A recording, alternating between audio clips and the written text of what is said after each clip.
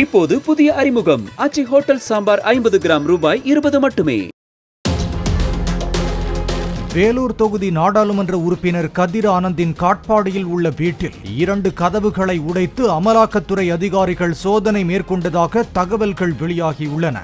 அந்த வீட்டில் கதிர் ஆனந்த் மற்றும் குடும்பத்தினர் யாரும் இல்லாத நிலையில் காலையில் ஆய்வுக்கு வந்த அமலாக்கத்துறையினர் 7 மணி நேர காத்திருப்புக்கு பின்னர் மாற்றுச்சாவி மூலம் வீட்டை திறந்து சோதனையை தொடங்கினர்.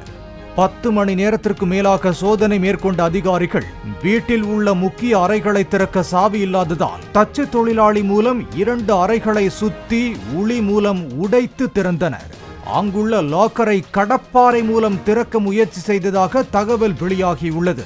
இதனிடையே திமுக பிரமுகர் பூஞ்சோலை சீனிவாசனின் காட்பாடி வீடு மற்றும் குடோனில் அமலாக்கத்துறை அதிகாரிகள் 9 மணி நேரம் சோதனை மேற்கொண்டனர்.